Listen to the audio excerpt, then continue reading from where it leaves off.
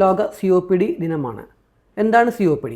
Chronic obstructive pulmonary disease അഥവാ ദീർഘകാലമായി നീണ്ടുനിൽക്കുന്ന ശ്വാസനാളത്തിലുണ്ടാകുന്ന ചുരുക്കം മൂലമുള്ള ശ്വാസകോശ രോഗം. അതാണ് ഇതിൻ്റെ പൂർണ്ണമായ നിർവചനം. ഇത് എങ്ങനെയാണ് പ്രധാനമായിട്ടും ഉണ്ടാകുന്നത്?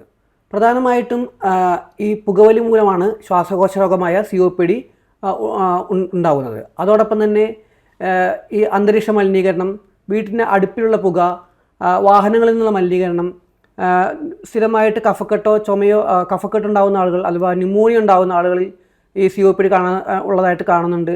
ഇതേപോലെ തന്നെ മുമ്പ് ക്ഷയരോഗമുള്ള ആളുകളിൽ COPD ഡെവലപ്പ് ചെയ്ത് വരുന്നതായിട്ട് കാണുന്നുണ്ട്. ഇങ്ങനെ പല കാരണങ്ങളാൽ COPD ഉള്ളതായിട്ട് നമുക്ക് കണ്ടുപിടിക്കപ്പെട്ടിട്ടുണ്ട്.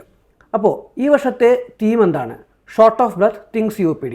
അഥവാ നിങ്ങൾക്ക് ശ്വാസമുട്ടൽ കുറച്ചു കാലമായിട്ട് നീണ്ടു നിൽക്കുന്നുണ്ടെങ്കിൽ നിങ്ങൾ COPD ഉണ്ടോ എന്ന് ചിന്തിക്കേണ്ട സമയമായിരിക്കുന്നു എന്നതാണ് ഈ വർഷത്തെ തീം. അതുകൊണ്ട് തന്നെ COPD കണ്ടുപിടിക്കുവാനുള്ള സങ്കേതങ്ങളായ പൾമണറി ഫങ്ഷൻ ടെസ്റ്റ് ഇതിന് നമ്മൾ വിധേയമാവുകയും ഇതിലെ നേരത്തെ ഞാൻ സൂചിപ്പിച്ചതുപോലെ ശ്വാസനാളത്തിലുള്ള ആ തടസ്സമുണ്ടോ എന്ന് പരിശോധിക്കുകയും ചെയ്യേണ്ടതാണ്. ഇങ്ങനെയാണ് COPD കണ്ടുപിടിക്കുന്നത്. ഇനി COPD കണ്ടുപിടിച്ചാൽ എന്താണ് ചെയ്യേണ്ടത്? ഇതിന് ഫലപ്രദമായിട്ടുള്ള ഇൻഹേലർ ചികിത്സ നിലവിൽ ലഭ്യമാണ്.